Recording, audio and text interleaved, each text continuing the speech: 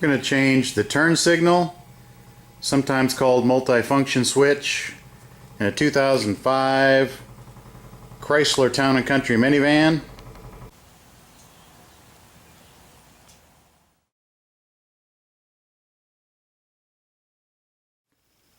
For these vans, it's a pretty easy fix on this switch. I've done it on a 95 Grand Am. It was a nightmare pulling the steering wheel, all kinds of crazy stuff. But anyway, one tip is you want to go ahead and turn this knob all the way down. That makes sure your dome light doesn't run your battery down while you're fixing things.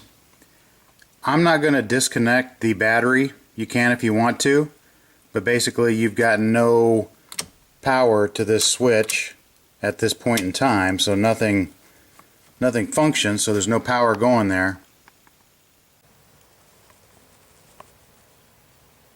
Underneath you've got those 3 holes you can see there. Inside there's some Phillips screws, so just get a Phillips up in there, take those 3 screws out. All 3 screws are the same size. Right now one of them's hung up in the plastic. When I got all the screws loose, this side over here closest to the radio, it started to just flop loose.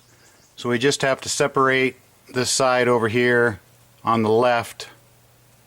So those 2 pieces should just basically pull apart with a little bit of pressure. So pull those 2 pieces apart and get them out of the way. We've got that bottom piece came off, nothing attached to it. The top apparently has a couple little things attached to it.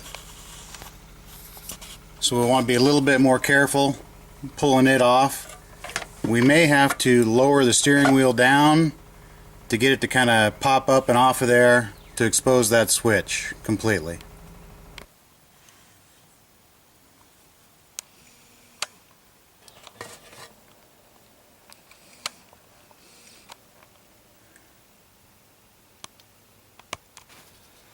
Nothing real complicated about that little red locking lever. Just put your thumb on it, pull down.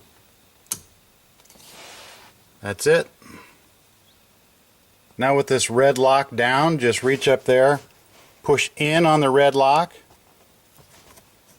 wiggle, and pull it apart. Now we're just going to take those 2 Phillips screws out. That switch will come right out. We'll put the new one in there. Tighten the 2 Phillips screws back in, plug it in, put her back together. Those are the 2 little screws holding the switch in. Once those are removed, just comes right out of there.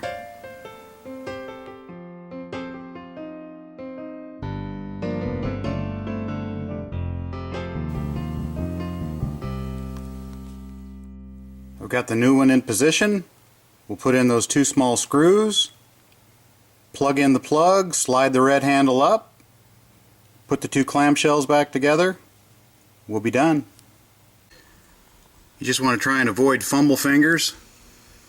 I dropped that screw down in there, just had to retrieve it with a magnet. We'll get it back in its home.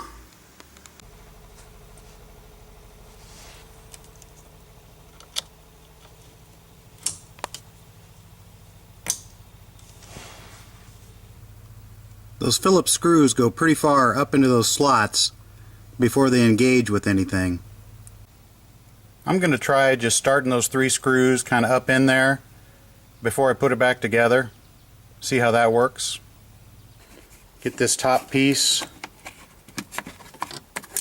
move back into position.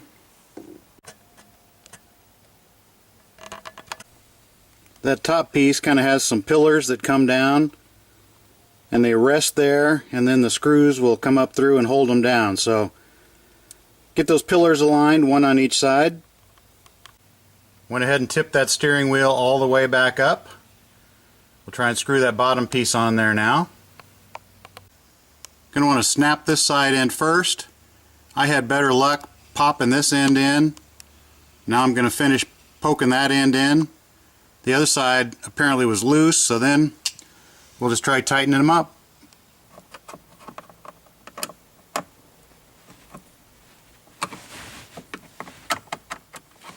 Okay, all three tight. This piece is now not flopping around, so everything's good. We'll just turn her on, make sure it works. That seemed to be a good idea, going ahead and starting those 3 Phillips screws in that bottom piece. Otherwise you're fighting trying to get them up there quite a ways before they poke through a hole. So I'd go ahead and start them in there. To be honest, I really don't know what this button does. Obviously some kind of traction. I've never used it. In all the years I've owned this thing, I've never pushed that button. Okay, we'll give her some tests. Left. Right. Let's see, headlights. Oops. Wipers, I guess. What else do we got? Windshield washer. Got my tennis ball up here. Okay, we got washer fluids working. I've got the headlights on now.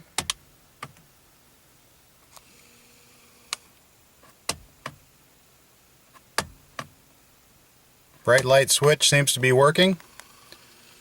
So other than taking it for a drive and making sure that now the turn signal cancels after you go around a corner, it looks like everything works. It's always interesting how on video they flicker up there. Anyway, we'll turn this on. I already checked left worked. So we'll go right. Turns off. We're back in business. Turn your dome light switch back to about where it was. It doesn't get too much easier than that, so I'd recommend if you've got any skills at all, you want to save yourself some money, do it yourself.